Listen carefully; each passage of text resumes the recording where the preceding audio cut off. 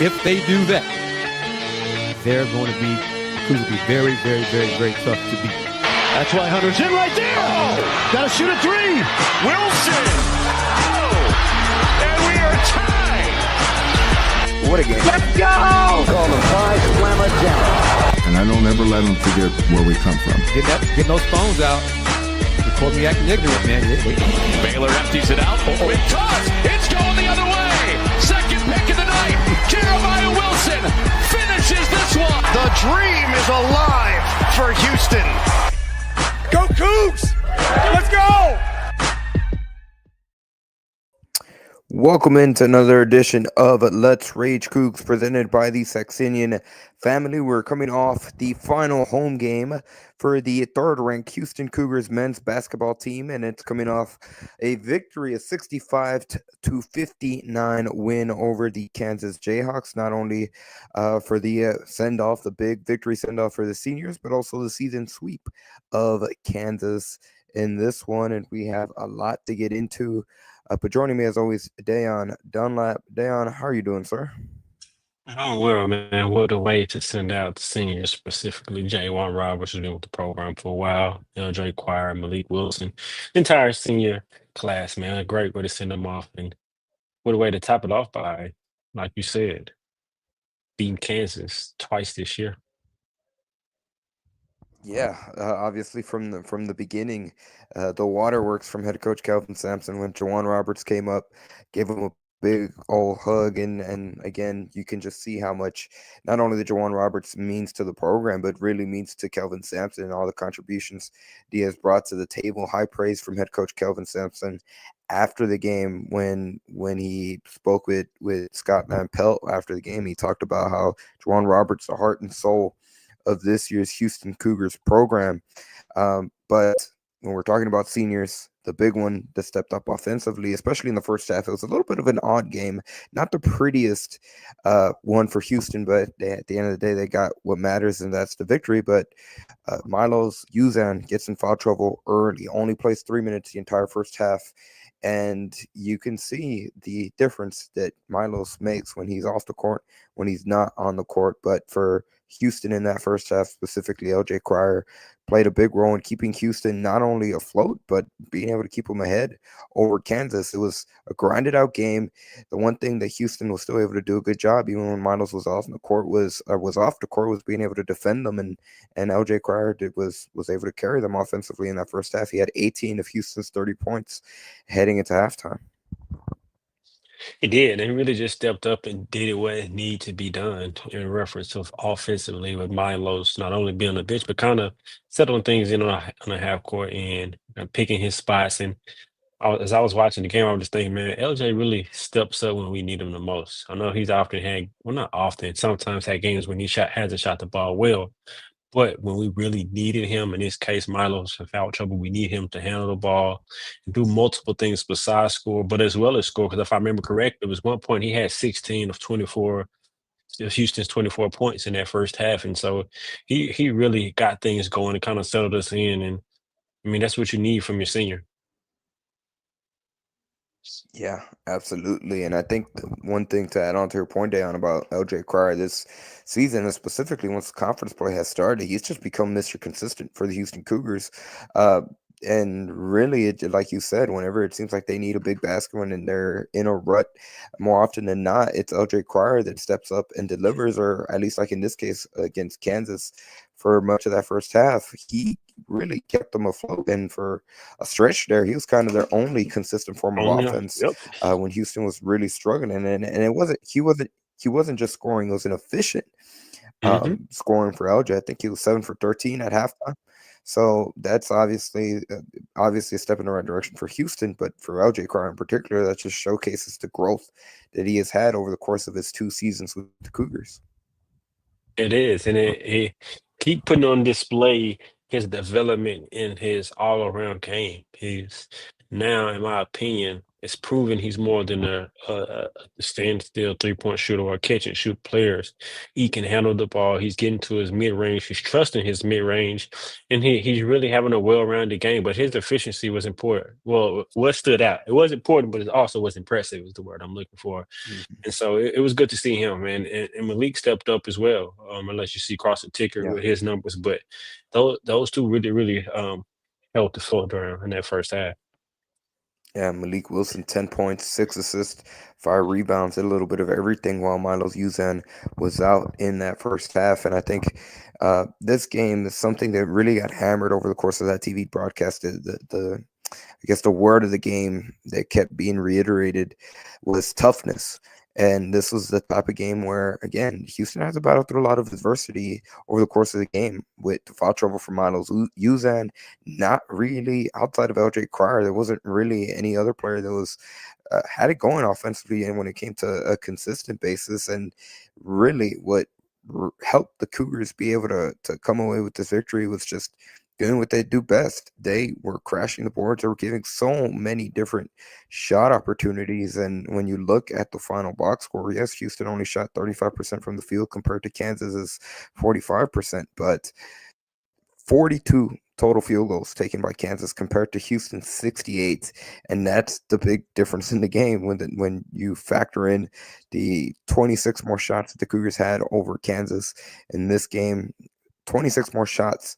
And that's just an incredible stat to look right there from the jump. But really, top to bottom, that's the main reason Houston won. And I guess the biggest microcosm of that stat was that last possession for Houston when it was Kansas had a chance to. It was a 2-possession game late, and they were trying to get a stop, and they simply just could not get a defensive rebound to get an opportunity. And that's kind of how Houston was able to seal the victory. It was on by crashing the glass, by getting 3 different offensive rebounds on that same possession, and probably making Bill Self wanting to tear his hair out just in terms of how many chances Kansas had, and Houston just didn't let them convert, and they kept getting offensive boards. Man, shout out to Emmanuel because he had some good key offensive rebounds as well. LJ had one. Just the entire team was really pounding the offensive glass, Mhm. and that's something that's on the scouting report. Everyone has the rebound, but collectively, we all did a great job of rebounding, and it really just goes into the toughness of Houston. I mean, the sideline reporter and during the broadcast said that Coach Sampson just wrote culture on the board and said and really just says a few words to inspire the team. And so, I mean, that offensive rebound was good, but just watching that game, it was always to Houston's pace, how Houston wants to play. Like you said, controlling the pace, stopping, getting defensive rebounds, limiting to one shot, and getting offensive rebounds to get multiple attempts. And so, watching this game, although Kansas fought, I want to give them credit for fighting and making it an interesting game. But Houston, man, this team is very impressive, and that was an impressive win. Yeah.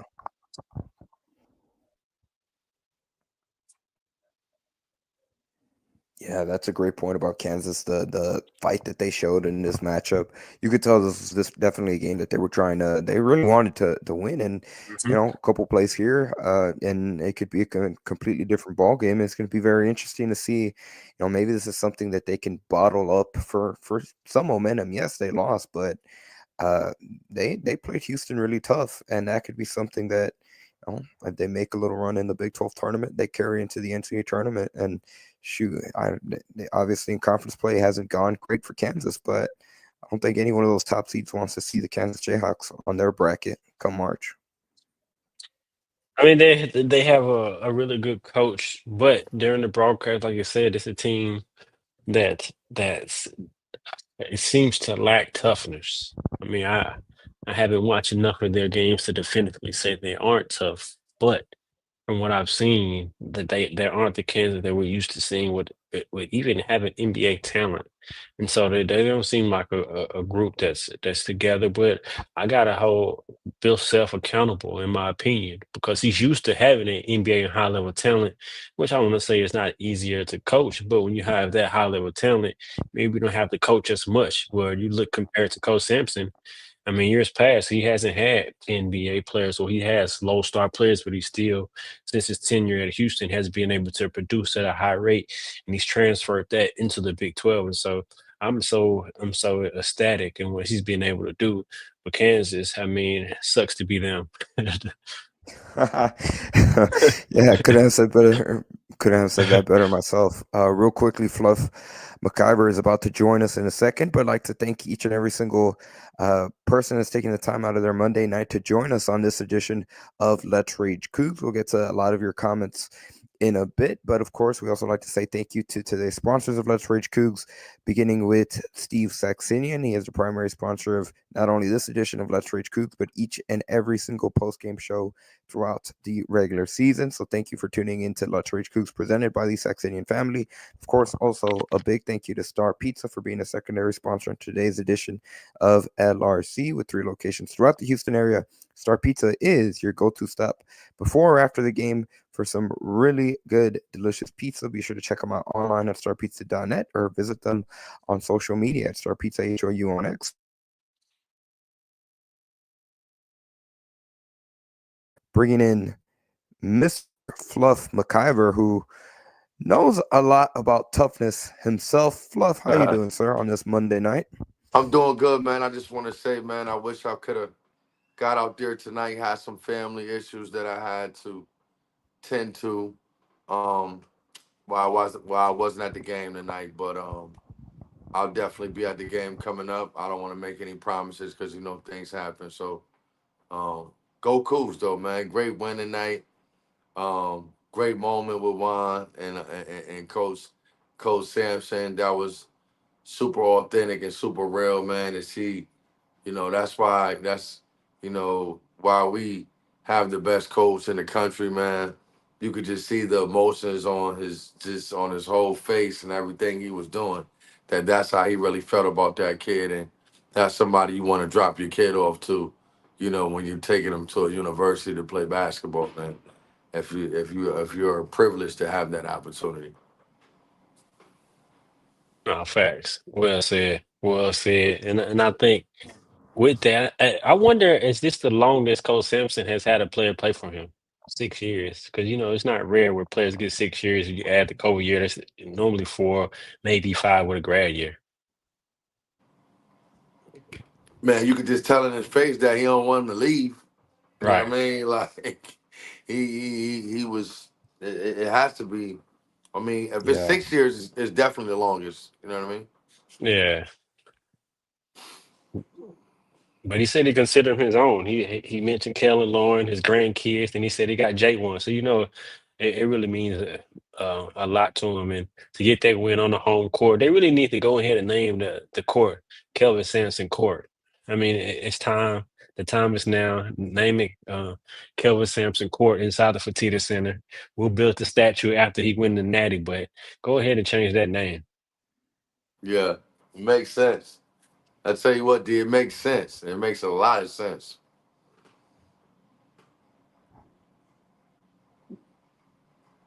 Well, Fluff, one of the things that we're go ahead, Andy. No, what I was gonna say is one of the things that we were talking about before you hopped on the call, Fluff, was about kind of the word of this game, and we heard a lot on the broadcast was toughness, and obviously even going back to the Texas Tech game a week ago now, when that kind of seemed to be the word surrounding that matchup about the toughest team wins. And Dayon brought up a great point about the story that was brought up during the broadcast during one of the timeouts. The only thing Kelvin Sampson wrote on his whiteboard was toughness, culture. And he really was looking at Terrence Arsenal because shooting-wise, Terrence had a game where he struggled offensively, 0 for 7 from the field, 0 for 3 on threes. But really what was said on the broadcast, the message that Kelvin Sampson had for Terrence was he doesn't care about any of that. He wants them to continue to be hustling when it comes to defense, going on there and rebound. And again, going and looking at that final possession where Kansas was still within the game, one stop, get the ball back. They have a chance to cut the deficit even closer or potentially even tie the game. And Houston got 3 offensive rebounds on that same possession to ice the win. That really is a microcosm and the epitome of the toughness on full display in this game where, I mean, that Houston had to grind it out to come out with the victory.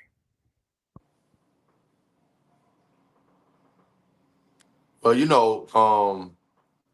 if you really watched the game, it definitely was a grinded out situation as far as, Kansas is coming into our building, not having a great season. I mean, having a great season, but not to their standard. And they're trying to get any type of momentum to go into the next. I mean, and to go to the Big 12 tournament and also the NCAA tournament. So, we knew they was going to try to punch us in the mouth, but we was ready, man. You know what I mean? Ooze had some great moments tonight. Roberts, Cryer, Sharp, big offensive rebound, end of the game. Those little plays are what make championship teams. Is making those little fundamental plays at end of games or at key moments of games. That is almost always the difference of a team winning a big game or not. No, facts. I just think those plays like Fluff just mentioned, as well as the plays that Malik made, as well as his timely cuts, timely rebounds, just timely buckets. This team really just plays so well together and just does what it takes to win. Like you just mentioned when Coach Simpson was on Terrence, and that's kind of the mantra of the team and the culture. Whereas you 0 for 7 or 0 for 5, 0 for whatever. I mean, one thing you can't coach like Coach Sampson often says is effort and willingness to compete. And so when he gets his guys to do that and buy in, and then always have you keep yourself in the game with defense and rebounding. Offensively, man, LJ had to go on Malik, but Malik was very impressive. I think but the inconsistency of Emmanuel Malik has been playing well, especially as Terrence as well. I think Malik has been really played himself into an X factor on this team. We need his. We don't really. No, I wouldn't say we need his production, but we just need him because he can bring different elements, like impact winning on any given game, and he can add the scoring with that. And let's call a spade a spade. He's has the ability to make that one highlight where you're like, whoa. Oh, He has that. He has that factor where it might only be 6 points, but he has the ability to make that, like the dunk he caught tonight. It was like whoa, like it gets the crowd going, it gets our team going, it gets the morale of what we're trying to do going. And even that reverse layup, like it, yeah, like you said, like yeah, yeah, you know what I mean. He got yeah, jazz with him. He got R and yeah, B. He got R&B with him a little bit. yeah, You know what I mean? for sure. Yeah. He got some high five in him. Y'all don't know that they're from Waco, Texas. He has some high five in him.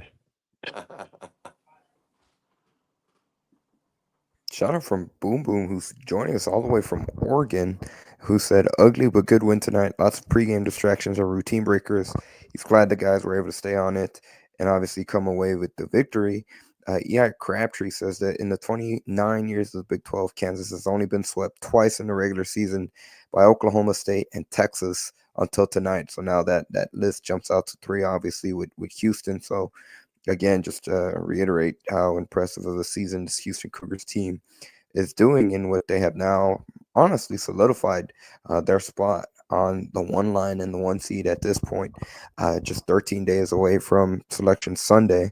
And again, look at the different teams that they've beaten just this season: Baylor, Texas Tech, Arizona, K-State, TCU, Iowa State, Kansas twice. Just impressive role that they've been on. 18-1 in conference play. They've literally have only lost one game since November until now. A very, very impressive showing by these Houston Cougars. And it's hard to believe that at the end of November, there was a lot of people that were maybe not full blown panicking, but there were certainly a lot of questions like, I don't know about this Houston team I when say they sat panicking, 4-3 and now. Andy, I say panicking. You might not be saying panicking, but you know, no, they were panicking a little bit. Yeah, Yeah, I especially think after so. loss to San Diego State. I'm with you, Fluff. Some people Yeah. were panicking I and was wasn't like, what's panicking, but going on? I'll say this, Andy. That was a lot of I was criticism. concerned. I Hmm. was definitely concerned. But hey, man, I'm not now.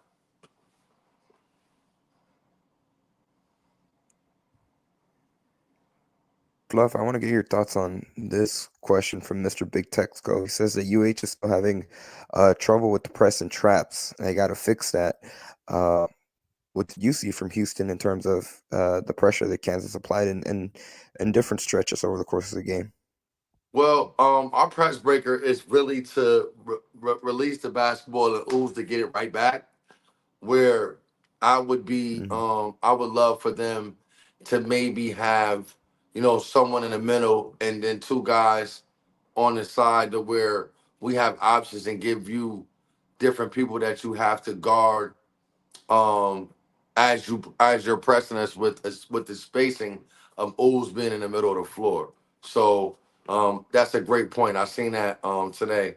And when they pressed us a couple of times. I don't think it's anything to really worry about, but I'm sure Coach Sampson and the guys are, definitely caught that. And, I think if we could just, bring Cryer up a little more, bring Sharp up a little more, Terrence in the game, Malik in the game, whoever's in the game, that to have our guards relieve pressure than just kind of getting it in and giving it and having a play of getting it back to Ooze, and then everybody kind of spacing out. It's good, but sometimes we need to have our guys come back and help them with the basketball so there aren't any erratic plays that, have the potential of happening. This is actually a carryover from last game. So Cincinnati was able to press down the stretch and create some turnovers and kind of get back into the game. And me and Kris, after last post game and the last show, was really talking about that. And we was expecting Kansas and either one going forward to kind of do that, and he kind of reared himself again tonight. So not really concerned because I trust Coach Sam and staff to be able to rectify it. But this is back-to-back games where Houston has had some trouble breaking down a press, breaking down the press and beating the press.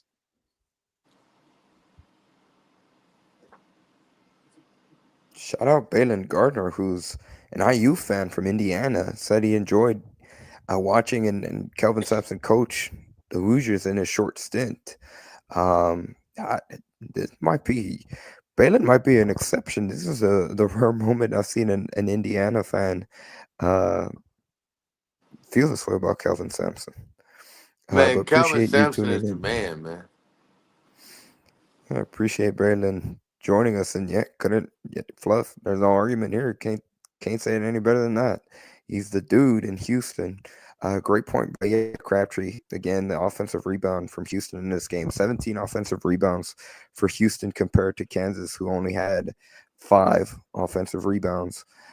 Again, complete domination aspect in that category for Houston. And one of the other things, it's kind of interesting when you see this game because Houston struggled offensively, especially outside of Eldrick Cryer. But the defense did not for Houston. They forced Kansas into multiple turnovers, and there was stretches there where Kansas couldn't stop turning the ball over, and to finish a game with 20 forced turnovers on Kansas. Now the Jayhawks were, for the most part, able to limit Houston's ability to really make them play off those turnovers, but the defense was phenomenal for Houston, and that's one of the kind of calling cards that these Houston teams have been known for over the course of the last few years. And it's good to see again that Houston can win in many different ways, even when shots are not Yes. falling, when Milo's use ends in foul trouble, because something that Kelvin Sampson mentioned post-game press conference, like during the NCAA tournament, they're going to have to be able to win these type of games that are grinded out, ugly affairs and come out on top. And that's really how the type of game that Houston really wants to play, if we're being honest. I mean, they can get in the track meet and run up and down and score, but at their pace, playing how they want to muck it up and force you to execute in a half court, limit your transition, and just play hard, no tough defense and just slow the game down. Yeah. I mean, we talk about the press and all that, and a couple of turnovers maybe Ooze had or whatever. But man, I'm just, the grinded out part of how we play. But I think if, on the sidebar, I think if Ooze is aggressive the way he's been lately, I think that it's hard for us to beat with the combination of having that type of game.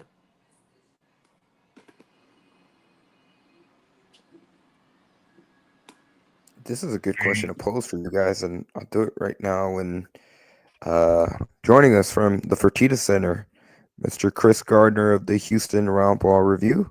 Kris, how you doing, sir? I'm hot. It's hot inside Fertitta Center. Had issues with the air throughout the game, air, power, generators, whatever. So, but all the people with the sold out crowd, it got real hot in here, man. So, but I'm here. It's cooling off a little bit because all the body heat has left.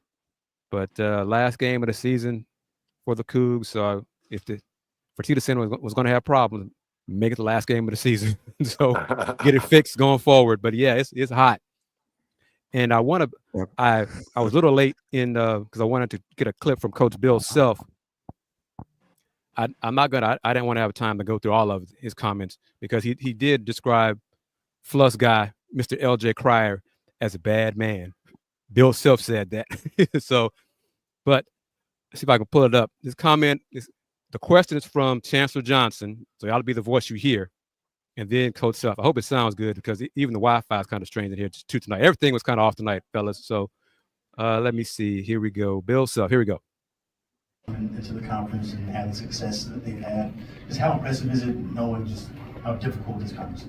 Yeah, they made it look easy. It's not as easy as they're making it look.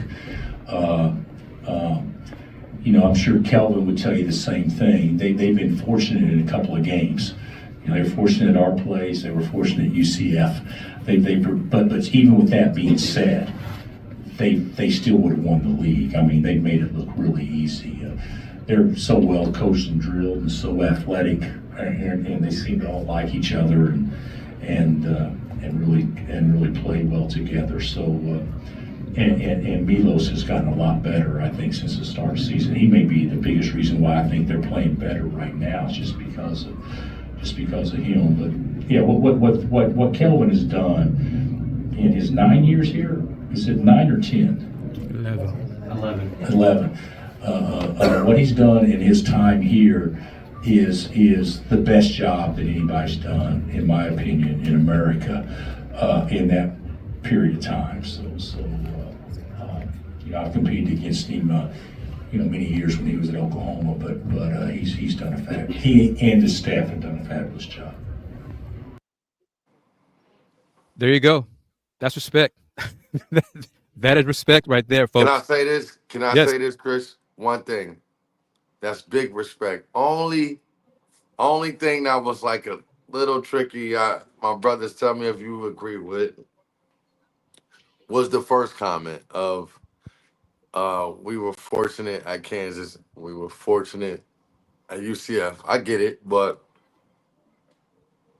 man, we ran through the league, man. Like, you know what I'm saying? But definitely big respect. I love what he said at the end. In 11 years, it's probably the best job that anyone has done in America, and I think that was great from a legendary coach to say about another legendary coach. Agreed. And Crabtree, I think so. And I don't want to get the school in trouble that I love dearly. But DeJuan Harris slipped. That could be why he slipped on that play on the inbounds, because of humidity on the court. Because it got warmer toward the end of the game. And so there possibly was condensation on the floor. I mean, who knows? But I know there were issues with The water had a broken water line yesterday, or the last few days.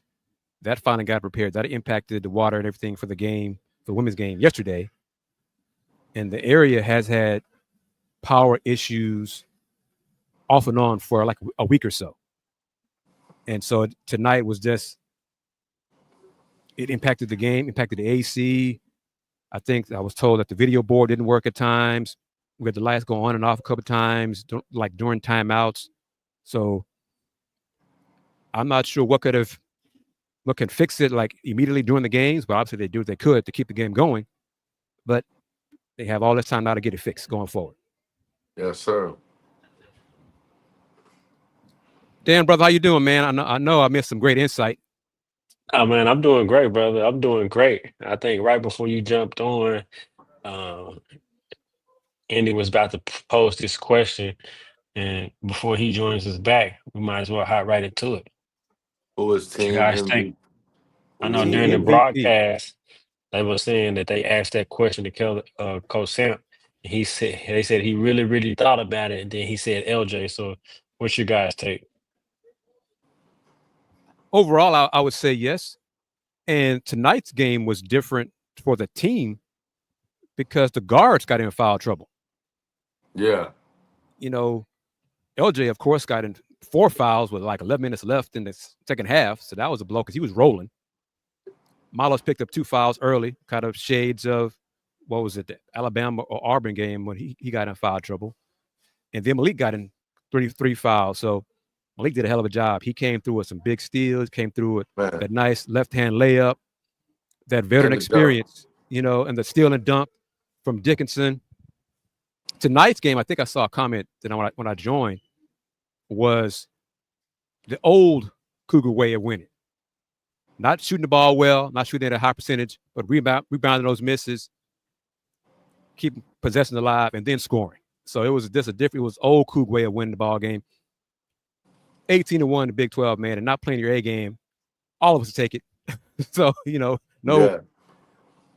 can complain about this. Juwan missed some shots that he would, normally Terrence Arsenault didn't make a shot. Guys missed shots tonight. Taking threes now? Corner threes. He took some earlier in the season. He took some. Okay. But that corner three was like the first time he's taken a 3-pointer in a while, I mean, he took it with confidence. Yeah. I just was wondering, it had been. His spin was kind of off on it, on the shot, but it's okay. But yeah, they trust him enough, I think, going forward to be a corner 3-point shooter, a 3-point threat if it's there. But they found a way to win. It wasn't pretty. It wasn't their B game, hell, not alone their A game. But they won it. They're now, 26-4, Andy? Right? 26-4? Yep, 26-4, 18-1 in conference. 18-1. With 1 game left. I'm going to assume you guys talked about it because me and Dayon touched on it Saturday. 2 weeks ago? I did not believe they would finish 19-1. They're one win away from finishing 19-1. And that I think they have it locked up now to be the 3rd number 1 seed. Yeah. Not the 4th number 1 seed. So if that's the case, if they are the 3rd number 1 seed, they'll be in the Indianapolis region, not the San Francisco region. And just think, they got the opportunity to sweep Kansas and sweep Baylor, who's been one of the 2 perennial powerhouses in the Big 12. And we both won national championship was recent. And so second year to be able to opportunity to sweep both of those programs, solidify themselves as a number 1 seed, potentially go on and or have the opportunity to reach their ultimate goals and win a natty, man. What a year. And let's answer this because, and I want to say I did not record Hunter Dickinson's comments and David Coit. Shout out to young fella David Coit. He was a 3-point threat for KU. Come off the bench. He had some tough threes for them. But are these types of games sustainable in order for us to win a program, Mark? What if the other team doesn't fall into the ugly match? Well, no team tries to fall. Go ahead. You got to be able to win games like this. Yeah, go ahead. All of us comment on it. Yeah. Well, I'll say this to Ron, is that if you really watch the games that we play, we don't lose perimeter matchups. You know what I mean? And what I mean by that is we're never really getting killed on the perimeter too crazy. We had a couple games, Texas Tech, a couple other games where the guards got off a little bit, but as far as in the percentages of the games that we played, we usually shut the perimeter down, and we're definitely going to control the glass.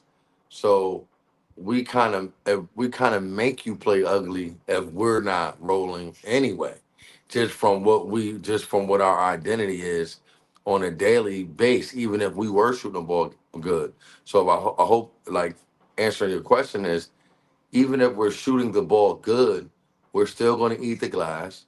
We're still going to attack the offensive glass violently. We're gonna shut down the perimeter guards. You know what I'm saying? We're putting tremendous pressure on the point guard or whoever has the ball on the perimeter. So whether our power is, whether we're playing good or bad, we're bringing that vibe. You know what I'm saying? Every time. And this is the thing Hunter and Dickinson said, and I think you guys will agree with it. For teams that have not faced the Cougs before, you cannot replicate their physicality in your practices. So going against the Cougs for the first time in a tournament game, that's definitely going to be the first 2 rounds. Might be the round of 16. So it's going to be difficult for those teams who have never faced this kind of play from the Cougs, and how to handle the physicality, how to handle the rebounding, and then how to handle those games when the Cougs will make their shots. Most of the shots the Cougs missed tonight rolled out. They didn't take a lot of bad shots. They just didn't fall, but they still won. And we see how Milos has played so well. When he picked up those 2 early fouls early in the game, it took the team the whole first half to adjust with him not being in the game. So that disrupted the offensive flow too. My take. Oh, it definitely did. Big time. The only thing I'd add is that I think, to be honest, it's kind of a requirement that you got to be able to win these types of games in March. And then this is one of the things that, again, this Houston Cougars as a program, it's become kind of their calling card, their identity, to be able to get in games like this, even when shots aren't falling, pretty much like it happened tonight. I mean, just think back to the year they made it to the Final Four, that Rutgers game. Yeah, that was one of those ugly games against Oregon State to get into the Final Four. It was one of those ugly games. And then the year after that, the Elite Eight matchup, obviously Houston didn't come away with the victory, but that was a very, very ugly offensive performance, and Houston still had a chance to come away with the victory in the closing seconds. And even just last year, Houston, Duke, no Jamal Shed, and they were struggling offensively, but Duke never blew open that game, and that's because it's become an identity of this Houston Cougar program to, even when their shots aren't falling, whatever's happening on whatever the circumstance might be in the game, like that's what's going to keep them in games more often than not. And for the most part, they're always going to be able to be in games because of that defensive intensity and culture and toughness and all the things. And the Cougs had 16 steals tonight. KU had 20 turnovers. Mm-hmm. So the Cougs did not score a lot off of those turnovers. Yep. That was a factor as well. But part of that was because we saw shots roll in and out. I mean, what is this team's? Okay, here's a question. Oh, yes, they have weakness. This team is not perfect. Oh, no. Fluff, what do you think? What is this team's weakness? Our weakness is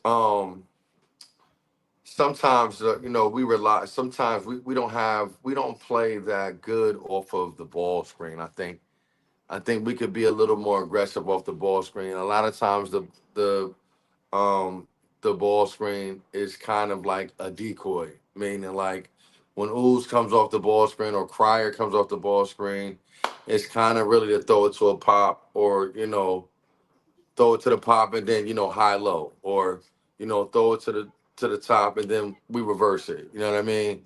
I think we could get a little more downhill, more off the ball screen with our guards. I think that's a little bit of a weakness. And sometimes if Roberts is off in the post, you know what I mean, he's not really getting nothing going in the post, I don't really see, someone else that we could throw it to really, you know what I mean, get it done. I think if Roberts is not getting it done on the post, you know what I'm saying, is, we can struggle a little bit. I don't really like giving this insight out because we don't know who's watching. You know what I mean? But yeah. Dan, what you think, man? No, I agree with everything Flo said, 100%. I think, just like he said it perfectly, at times to be able to get inside the paint with the guards, break down the defense, and having a second low post threat, which I think JVR can do that. I think he's a better low post threat than JoJo, but we really don't go to him consistently for him to be able to display that. But I so see I his agree little with jump everything up Flo said. sometime here and there. Yeah. Andy, what do you think? What is a weakness? I would say that front court depth, most definitely. They've had certain games over the course of the season, but if Juwan Roberts, Javier Francis, and JoJo Tugler get in foul trouble, or at least 2 out of those 3 get in foul trouble, then it's intriguing to see how Houston has to shift, whether at times they've done 4-guard lineup with Turns kind of playing the hybrid 4, or sometimes they even had to put in Cedric Lott in the game. I think that's one of the weaknesses. That teams could potentially hurt Houston come tournament time. I think bigger teams with bigger front courts at the 3, 4, and the 5 could be a matchup problem for the Cougs, especially at that wing spot when they switch and end up having Sharp or Milos or LJ down on the big who's down in the paint for an entry pass. That could be a weakness, but it's not a lot of teams that have guys that are skilled in 6'9", 6'10", 6'11" up front. It's very few teams that have that kind of lineup in college. So that's one. But yeah, this team is not perfect. So they have weaknesses, and it's the staff's job to hide those weaknesses as much as possible, or make sure the opponents, don't get a chance to exploit those weaknesses for a long part of a game.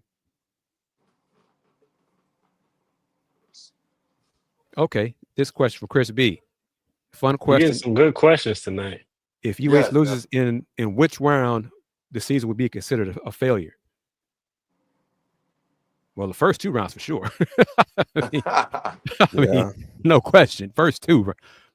I think the Sweet 16 is the cutoff. I think if they get eliminated again in the Sweet 16 or before for 3rd year in a row, I think they got to get to at least the Elite 8, in my opinion. And of course, it depends on health, matchups, all that. But they're 1 seed. They should be favored to get to the Elite 8. You'd play the 16 seed, winner of the 8-9 in the second round, and then 4, 5, 12, 13 after that. So I'm kind of like Andy. If they don't get to Elite 8, I'd say it'd be a failure. But it's just another example of how far this program has come. We're talking about you don't get to the Elite 8 is a failure. Man. I mean, my expectations are high. I'm tired of, I ain't gonna say I'm tired of it, because I just don't like celebrating Elite 8s and Sweet 16s and Final Four. It's like celebrating second place or third, or to me, that's not. So I don't celebrate that. And I remember how long Houston had that Final Four banner up, because it's a major accomplishment, especially coming from where they come from. But that's in the same boat as Gonzaga's and all these other programs who hasn't won a national championship. So for me personally, and this is just me, Dayon, nobody else. And it's natty or bust for me. It's just me though. No, but are you saying it would be a failure if they don't get to the Final Four win champ? Well, I wouldn't go that saying far. that for me. Okay, that's fair. Just for me personally, only for me personally. For everyone else, the program, it'd be great season, good season. Whoop-de-doo, we got there again. We're still relevant, all that stuff. But for me, I don't want to celebrate. Yes, we got to Elite 8 again. Good job. For me, that's me though. That's only me. That's only me. I'm only preface that by saying it's me.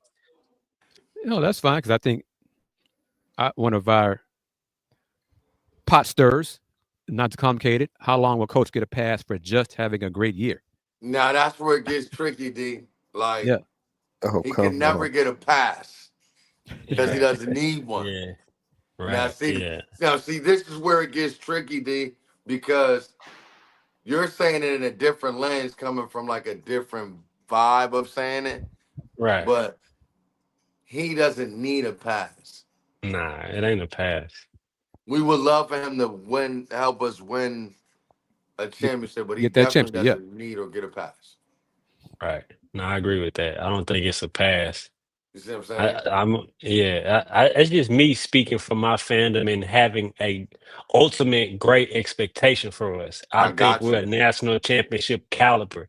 I don't think that's just me setting the bar high. And if we don't reach that, then I think, okay, ultimately we didn't get to where we wanted to. And I'm not gonna. That's what I'm saying. I'm prefacing by saying that's me. No, that's fair. There's nothing wrong with that. Especially with everything they've accomplished so far this season. Like, I guess my only comeback to that is because of the tournament being one and done. A team hit a lucky shot, beat them in the Elite Eight. I wouldn't call that a failure. You know what I'm saying? Now, if they get blasted, and kind of like how when they ran into any Miami 2 round, years ago. something that was a failure. That loss to Miami, that was just That team looked like it fell apart. That team was not a team anymore, and so that was disappointing. That was a failure. But the bar is set high, and I have no problem with that bar being set high. And Dayon is a positive brother, so he's putting out there in the universe. And hey, if Dayon can speak it into existence, I'm here for it. So there's nothing wrong with that. Sure. But yeah, coach getting a pass. That's that. The You know what I'm word saying? of that question is I don't understand like what the D's question. saying, but like he could never need or get a pass. You don't need to get a pass. Never. Yeah. No. Okay, can I answer this? Well, no. You can take Kris, but no. I don't know if he's packed his office, but he'll be done this week. I can say that. Trust me on that. Not too complicated. He's done. And this is I noticed this, I think, during halftime tonight. Coach Huey's first year as head coach at Houston, 2014-15 season, he went 1-17 in conference play. His last year at Houston, which will be this one, he went 1-17 in conference play.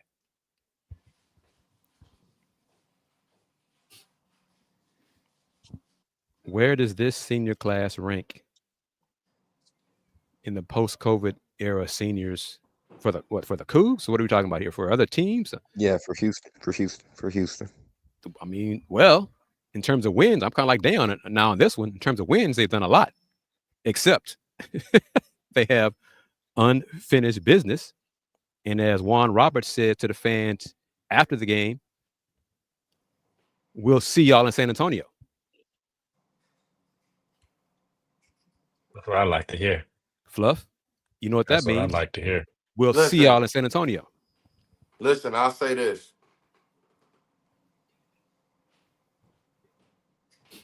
If we get to San Antonio, we'll win. I don't. My anxiety would be so crazy if we get like to the game, the championship game. I'm just, we're talking about speaking in existence. Mm-hmm. I'm saying if we get to San Antonio, we're winning it. If my feelings are gonna be hurt, I'd rather my feelings be hurt in the Sweet 16 or the big game. You know what I mean? Like, because I feel with Juan Roberts, like, yo, we're going there and then we have to win 2 games. That's what his mindset is. Yeah, the last loss or any loss that I hope for the Cougs, not that I want them to, but is in the Big 12 tournament. After that, get 6 wins. That's the goal, to get 6 wins, because that means a national championship. And all 4 of us. Do you almost want to lose a little bit, Kris, in the Big 12 tournament? I know it sounds weird, but like, would you rather like a little letdown now? Not a letdown. I think not letdown, but based on who they play, because Iowa State, if they face them, they'll have like 12,000 fans in the building for them. I mean, they're still Iowa State and Texas Tech are two really, really good teams. The Cougs are elite, and then Iowa State and Texas Tech, healthy, both of them healthy, are like just a little bit below them. Hell, all three of those teams can make the Final Four, based on where they go in terms of bracketing. That's how good I think Iowa State is. Texas Tech, if they're healthy, and JT Toppin can get it going. But so if they lose to one of those two teams in Kansas City, I'm good with that. Because that'll be it. Last time I agree with that. I'm going to lose. I think that double bye is going to do them well. Let them really kind of rest up a little bit and get prepared and go ahead and go on a run and win that Big 12 tournament. Let's see. Coach Sampson's last 4 years, 26 wins this season. Damn, listen to this. 32 wins last year, 33 the year before, and then 32. So that's, what is that, 97, 123 wins the last 4 years. Damn. So that's an average of 31, almost 31 wins a season. Whew, man. This is a great time to be a Coug, man, to follow the Cougs. Sure. I'm kind of curious how y'all answer this question from Complicated, the pot stirrer. Does Coach have a weakness? No. I ain't doing that one. I won't be able to come home. I know I missed the game tonight. Had some things going on, but I ain't finna. If y'all want to answer that one, y'all do that one. I ain't doing that one. No, hey, not too much complicated. No, Coach Sampson doesn't have weakness. Okay.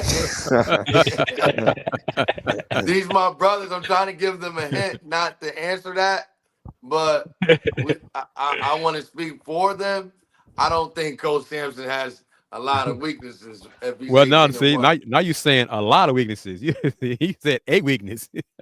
A weakness. I don't know, man. I don't know. Perfect. Because I can just visualize someone watching the show and pulling out my comment and sending it to Coach Sampson. Did you see what Kris said about you, Coach? And they get a phone call.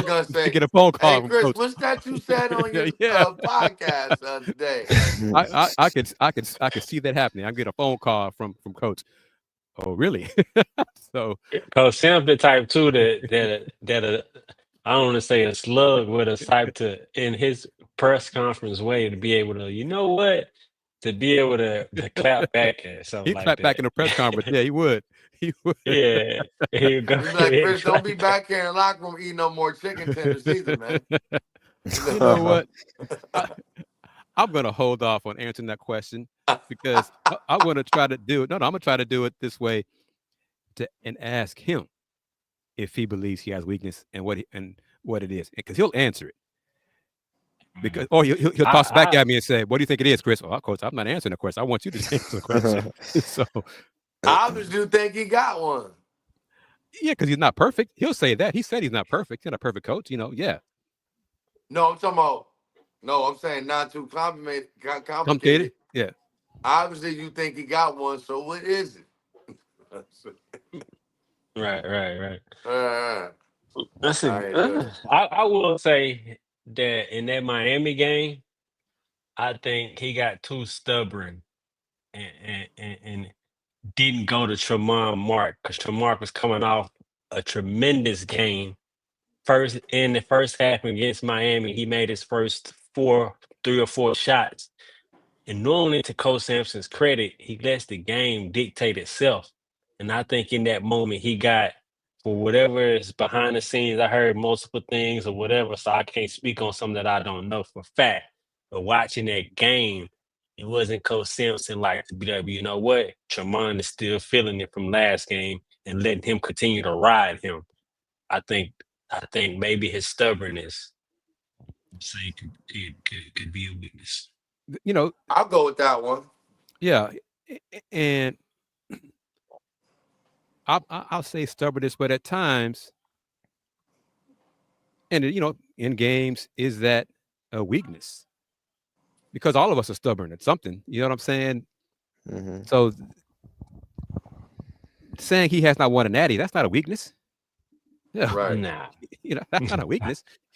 It's a statement of fact, but that's not a weakness. No. I mean, there's a lot of Hall of Fame coaches that have not won a national championship. Does that mean they're not great coaches?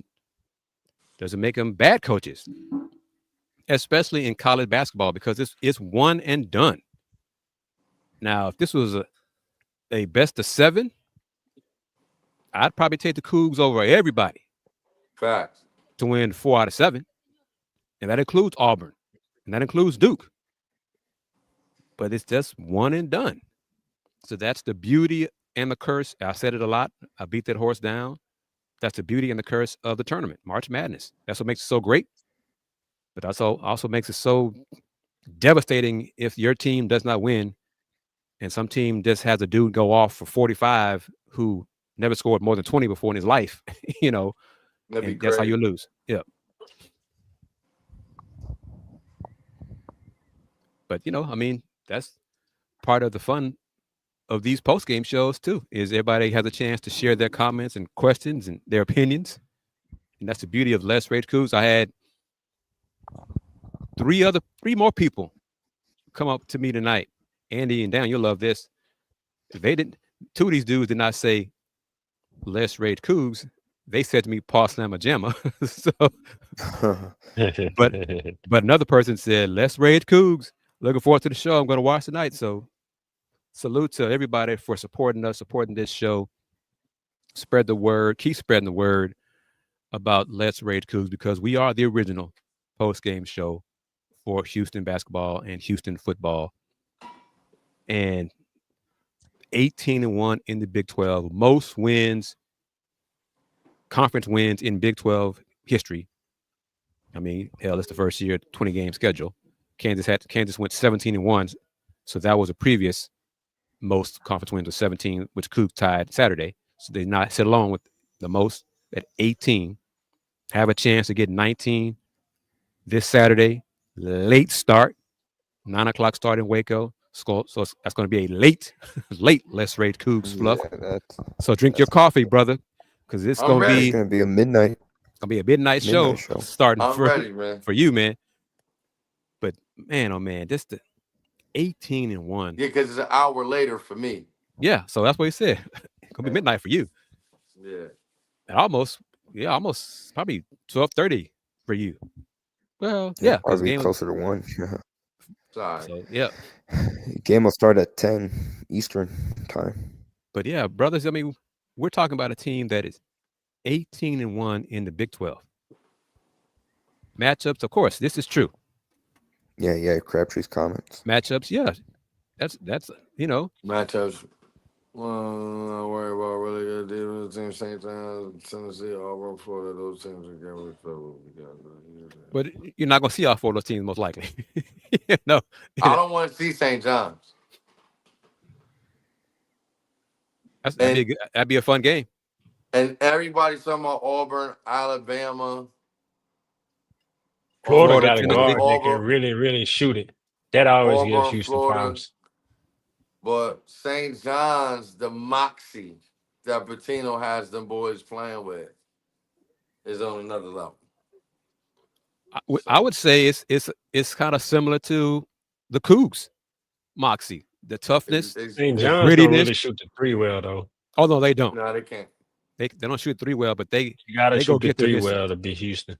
So, but it'd be a physical, grinded out game. I believe that. But that's something for once the bracket comes out, we'll see who's in the Cougs bracket and upsets happen and all those kind of things. Could next year's team have a future NBA All-Star? Next year's team. No. Future NBA All-Star. I don't know. I mean, hell, I don't know. I mean, Kris as a lottery pick. I mean, I'll just leave it at that. I don't know. Take Right. that I what mean, it's he worth. developed to an all-star. Yeah, Potentially. I mean, that's hard to. Hell. That's years down the line. I mean, it could be Isaiah Harwell developing into an all-star. I mean, I don't know. Kingston Flemings could develop into the all-star. Who knows? And salute to the Cougs and the staff. Kingston Flemings and his Brennan High School teammates were at tonight's game because they are in town to face Bel Air High School Tuesday night at TSU's H&P Arena for the semifinals state matchup. Winner goes to the state championship game in San Antonio. So they were in attendance tonight. And how far has this program come? I remember playing at TSU, beating Arkansas, and fans stormed the court just because we beat a Power 5 school at that time. Yep. Man. And we beat Kansas and everybody like, whatever. Right. Yeah. Right. I love it. Me too. That's part of it. That's part of the program's evolution and the expectations that the fans have. I'm enjoying the ride, and I hope it doesn't end until April 8th when we're doing our championship edition Let's Rage Coogs post-game show as sober as we possibly could do on April 8th. Talk for yourself, Kris. Hey, I'm putting it out there because I might not be sober. I'm just saying. We go natty for natty, if that makes sense. Fluff, you and Dayon, y'all take this one right here. What does LJ need to do to be an NBA player? Go first, D. Now, you the pro. So I got to defer to you first. He need to get with me. I mean, first and foremost, he need to get with me because I mean, he doesn't have to get with me, but what I will say is this, is he has to understand that when he's on the floor, an NBA general manager, an agent, a scout, a team has to be able to feel like even though he's not playing the point, that he can play it. You know what I mean? And I think he has moments to where he shows that, but I think that if he can find a way, when the season is over with, to really hone in some of those skills before he goes to the workouts, I think LJ Cryer will have a chance to play in the NBA. One thing he do is shoot the leather off the basketball, and I think if he gets some point guard attributes, meaning like just reads of thinking like a point guard, I think he can have a shot at it. D, what you think? I agree. I think I've kind of been saying this, improving his own ball play and being more than just a catch and shoot player, in which I think he's improved his draft stock by proving he can do that. But now it's about, just like Fluff saying, proving that if needed, he can run a show. I mean, in the NBA, it's more positionless basketball, and so it's not like it used to be. And he can play all ball and catch and shoot, but in times, can you run the show? Can you orchestrate, or not even orchestrate? Just can you do what it takes to be a point? And I think throughout this season, he's shown he's been a better 2-point scorer, getting to his mid-range, his float game, and intermediate, being a true 3-level scorer. So I think that's the maturation that he needs to continue and be able to show that, because at the next level, like Fluff the floor is more spread. And so he'll have more room to operate. I have more room to be able to do that. And so I think he just keep doing what he's doing and showing that he can handle the rock and be able to, if need be, can play the point. Russell, thank you very much, man. We appreciate this comment. Love this podcast. You all do amazing work. By Hunter too. LJ's shot creation has improved. Shout out to Coach Q for sure. Yeah. Big thank you to Russ. Yep. Yeah, his shot creation has allowed him to trend up. And I can't wait to. I got to hear about this Coach Q and Fluff shootout Because you know how Coach Q talked that trash and with the players. They say Coach Q got that jumper and he want to smoke with anybody in the shooting at the practice. So, Fluff, well, I got to hear about this whenever it goes down. I want to hear about it. Who's Coach Q, man? Quantis White. Quantis White.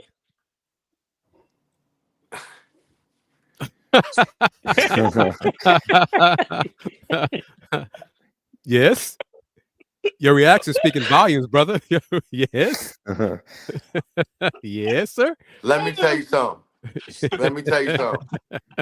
Now, y'all said this, and I set you up for that one. I set you up for that one. I'm going to just respond like this. Y'all can tell Q, you can tell Hollis, you can tell Goldwire. Goldwire, no. But if I was on that staff, I'll be the best guard over there. That's it. Now, I wish that they just walked out of here too, man. I wish, because I'd have called them to the mic. Yeah. Love you. Hey, Cougar brother. You know what I'm saying? But listen, you gotta just go look at the thing, man. You know, they can't shoot with me now though, man. Like, nah, man. Then the brighter the lights is, man, I go all day about this. Oh, look, Coach B right there. This dude right here. Go! We got a challenge right here. This man wants to. No, see, now it's not about what I want to do. It's not about what I want to do. Between Fluff and Coach Q. Who would win? Coach Q or Fluff? Fluff. He said Fluff. He said Fluff. Appreciate you, Coach. I appreciate you, Coach. Go. Man, hey, Fluff, come on down now. Man, listen. We'll talk about it. I just got done showing Tim Moore a tour of the facility and his name and face. First team all conference there in the practice facility. So I can't wait to show you yours. Come on down. Hey, Coach, we'll talk. You know, we talk all the time. I had a urgent thing that happened. I'm coming, man. I'm coming. He said he's coming. Yeah, all right now. Love, man. That's awesome. That's awesome. See, some of y'all, let me just organic right there. That's my guy. Right. See, let me just say this real quick. Folks who are watching, as Fluff said, that was organic, but we've done this a long time. We got that respect. Some of y'all who don't know or don't realize, y'all need to put respect on the less Rage Coogs people. Okay? We know people. All right? We've been in this game a long time too. Yeah, right. Okay? So, real talk. Andy put it up there because I'm going on my little rant real quick. Put it up there. Support less Rage Coogs people. Support Fluff. Support the Houston Round Bar Review. Support Dayon. Support Andy. Paul Slamma Jamma. Reach out. Email lessragecoogs@gmail.com.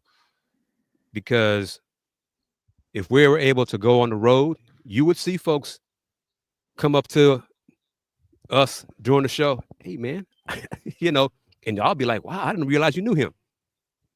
I'm just saying, folks, Les Rage Coogs, all four of us have put in that work and earned that respect. Thank you for my TED Talk. What a moment, though. Yep. Like right on time. It was. Right on time. Hey, D. What's Coach's name? Coach who? Q? Quantis White. Oh, Coach Q. Yeah, Quantis. Yeah. Him and Hollis Price was. I think I told somebody that was one of my. That was like one of my favorite backcourts. He wore number 4 at Oklahoma, and Hollis Price wore number 10 at Oklahoma, playing for Coach Calvin Sampson. I had to be about 9, 10 years old. I watched them guys. Quantis White used to have braids when he played for Coach Sampson. So, much respect to those guys. So like, it's not, I just want to make sure I put that out there. We all family. Yeah, But we just, yeah. but I'll roll them. You know what I'm saying? You accept the challenge? Is that what we're hearing, brother? You accept that challenge? Hey, that's all I ever did. I'm still, of course. Okay. Yeah, you know what I mean? So now check this out. See, for me, when I really play against another shooter, when it hit the rim, it don't count. Oh yeah. Yeah. So when I play, I only do swishes. Yes. If it hit the rim and rattle and do all that, that's a miss. Yes, sir. So that's how I play. That's a shooter. Yeah. Right. Yeah. That's how I play. You know what I mean? And that was not me. So that was not me. No. Nah, but much respect to those guys, especially Goldwire, man. When I was in Houston, I was a young puppy. Goldwire, man, used to work me out, come to the school, show me love. This before he was on any staff or anything like that, man. And they was, not that accepting of him. But so it feels good to see him on the sideline like that too. It feels amazing to see him over there too. That was great. That was a cool moment. Yeah, appreciate definitely. That. It was. Yeah. Definitely. Had anybody from Kansas come on the show tonight while I was getting post-game comments from Coach Bill Self? No, but we had one person from Oregon join, and then another person, Kris, a person from Indiana that was actually fond of Kelvin Sampson. Well, no, he was an IU fan, fond of Kelvin Sampson, which is the first time I've seen that. That's a rare person right there. Exactly. Because there's a lot of Hoosier fans that have not forgiven Coach Sampson. So, but see, we got, and was a person from Oregon a Coug fan or just an Oregon fan? What were they? No, I think it was remember Kris after the last show that was on our show. Boom Boom, yeah. Yep. But yeah, man, let's Rage Coogs. Do it, Dayon. Do it. Let's Rage Coogs. Hey, state to state like license plates, internationally known, coast to coast like butter on toast. You got to know it. That should be a shirt. That should be a shirt. Make that a shirt. Which one? Coast to coast like license plates. State to state like license plates. Yes. State to state like license plate. Yes. I like that. Yes, sir. All right. That'll do it. Yeah. Look at what Rob stats. Who we going? Oh yeah, Boom Boom right there. Yeah. Is that Rob Gray? Nah. Oh, you talking about Fluff? Talking about Fluff? Yeah. Oh yeah. Yeah. No disrespect to Rob Gray. No disrespect. It's my guy. 32 was cold. But real talk though, we talked when Fluff first joined us. Fluff, what was you averaged 10 threes a game, something like that? What, attempted? Yeah. Back then. Like 8 or 9. 8 or 9. But you are what makes a game. Yeah, before the curve. Yeah. 3-point attempts. Yeah, I wasn't really, it was kind of shunned upon. Really. Hey, my boy brother. Chancellor right there. That's it, man. Another star coming in. Another star coming in, man. How y'all doing? How you doing, man? All right. we need to talk. I'm an avid listener. Shout out to Let's Rage Coogs, one of the best podcasts out there. Come on now. Appreciate it. Appreciate the love. Yeah. Brother, Saturday. All right. Because you know it's gonna be a late start. All right. Who was that, Kris? Chancellor Johnson. Yeah. Look. Right now, he's TV reporter. He's a free agent guy. right now. He's free agent right now. Used to be at Channel 2, KPRC, doing his own thing for a little bit until he gets picked up. Okay, gotcha. Well, I'm going to say this, Real put this good, out brother. there in the universe as well. I'm going to go ahead and say it. If he can't make it, he can't make it. But he's trying to make it. The board man, Justin Gorham, he knows he has an open invite to Let's Rage Coogs. He almost would have joined us, but a recent game, he said he had a long bus trip back. So he said he wouldn't make it. But it's on his list to join us, hopefully doing either the Big 12 tournament or the NCAA tournament as well. So that's big time. Folks, I'm just saying, we know people too. I'm just saying, we know folks too. Chris's last question. Yeah. Or were you going to put it? No, that's yeah, I was going to put it up. Yeah. What do we think about the KU fans on Zeke Mayo specifically?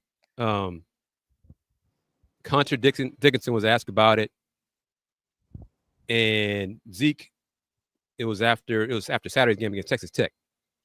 He did not shoot well, and he got some really hurtful, some of it was racist comments about, how poorly he played. You cost me money. It's because more and more people are losing money on gambling and parlays.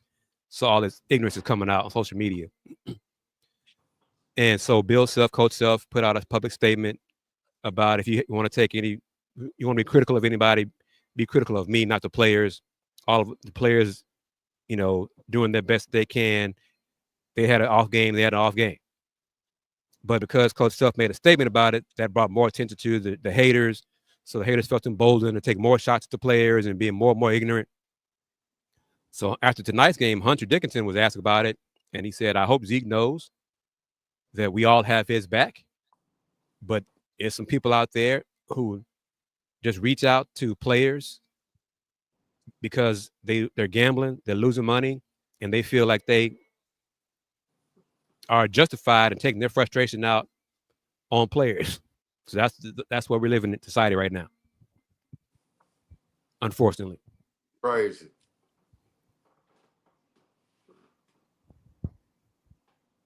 And Zeke he kind of he posted on social media, I think on the gram, some of the screenshots of some of the comments he received. Mm-hmm. But at the same time, he owned it. He said he did not play well. He did not play well. Folks, that happens. None of these players miss shots on purpose. Okay? You have an off game, But for people now to take it to a step, man, you cost me money.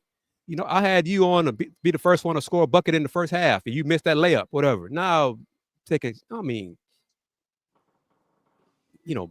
threats. Just ignorance. That's unacceptable. It's unacceptable, people. Come on, be better. Now I'm gonna stop before I get myself in trouble.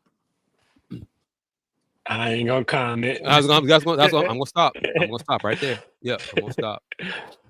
Yeah. So on a happier note, let's wrap it up, Andy. So I don't want to get in trouble. Well, on another happy note or a cool note, GRX living in Atlanta now still joins a Yates Lion and a UH Coug. So Yates lost to Wheatley. Cougs. I think. Third Ward, what's up, baby? Yates lost to Wheatley, I think, in the playoffs. I think that's right. Packed place. The building was packed though. I saw a video from that. People saying it's like Why the old still days. the coach? Yeah. I think so. Yeah. I think Coach Wise is still there. I think so. Yeah, they say I saw a screenshot of he went to state as a player and then he took the team to state. Mm-hmm. Say the one. Not who's the coach? Nick Wise's dad is still the coach, right? Greg Wise, yeah. Okay. Greg Wise, yeah. And I'm going to say this as one of my final comments. Let's see. Bel Air High School, Wheatley High School, and Booker T. Washington High School, 3 Houston ISD schools advanced to the semifinals of state. I think they're all playing Tuesday. Good luck to them. But to have 3 Houston ISD schools get this far, and it's like the good old days, long time ago. So it's great, and good luck to all those, to the players, to the coaches. ISD means what? Like just public? Public Independent school district. Yeah. Independent school district, yes. HISD. I say HISD, but some folks think that's humble, or some folks say humble. School district. No, Houston Independent School District, HISD, the HISD, as far as I'm concerned. I'm a proud product of Houston Independent School District. So give it to me. I'll keep writing it. Folks, thank you as always for the conversation, the questions on this edition of Let's Rage Coogs. Salute to our supporters, sponsors, presenters, the Saxenian Family, Star Pizza as well. Subscribe to the Houston Round Ball Review on YouTube, Paul Cinema Jam on YouTube. Email letsragecoogs@gmail.com if you are willing and able to support the show, the future shows. We have all kinds of ideas to help us promote your product and promote Let's Rage Coogs. And as always, I'm proud to say it, since 1994, the Houston Round Ball Review. Local name, global perspective. Fluff, real quick before I toss it over to you again, a big thank you to every single person that took their time out of their Monday night to comment. Like we mentioned throughout, like the comments were great. A lot of great thought-provoking questions, a lot of good comments about the game itself, and just an awesome show in general to have Coach Bilal, Chancellor pop in. It's one of the benefits, the beauty of Let's Rage Coogs being live. Once again, the final score from the Fertitta Center, the third-ranked Houston Cougars come away with the victory, 65-59, to improve to 26-4 and 18-1 in Big 12 conference play. Big thank you to today's sponsors on this edition of Let's Rage Coogs, beginning with Steve Saxenian. This is the Let's Rage Coogs post-game show presented by the Saxenian Family. Of course, also big thank you to Star Pizza for being a secondary sponsor on today's edition of Let's Rage Coogs with 3 locations throughout the Houston area. Star Pizza is your go-to stop before and after the game. Big thank you to Mike and Jennifer Pittman, as always, and check them out online at starpizza.net or on social media at Star Pizza HOU on X and Star Pizza Houston, Texas on Instagram. Fluff, toss it over to you. Any final thoughts, and where can people find you, sir? Oh, man, you can find me, man, of course, on Rob McKiver, my IG handle, Elm City Elite. Big shouts to the Cougs, cutting down the nets, outright Big 12 champions. A great season, another great season, number 3 ranking, going into the tournament as probably a number 1 seed, man. You know, just happy to be on the show. You know, look our kids up, man, on Elm City Elite. Look me up on Rob McKeever on my IG. A lot of great content on there, you know. Check us out. We got donation options on there. And, man, support my guys, Houston Round Ball, Dayon Show, Andy. Great season, you know what I mean, for his high school team. I just want to say, like, I just love being here, love doing what we do. And we will get bigger and bigger as we go. And we will see you in San Antonio, God willing. Man, what a show. Definitely enjoyed another night of Let's Race Coogs. Great fan engagement as always. The numbers continue to grow. We continue to get bigger and bigger. So that if you don't know, don't ask around. Don't look down. Ask around. Because we the best in town. Can you dig it? And we only gonna get bigger and better. We coast to coast, like butter on toast, like the windshield on your car. We going far. You better know it. Cause we go, hey, man, what a win. I'm looking forward to this season, man. I'm setting the bar high. I'm expecting a natty. This is the year. We manifesting it. We're gonna cut them nets down when they matter the most. We're gonna go win this Big 12 tournament to double up. Then we're looking for the triple crown, and we're going downtown for the parade. Can you dig it? Go Cougs.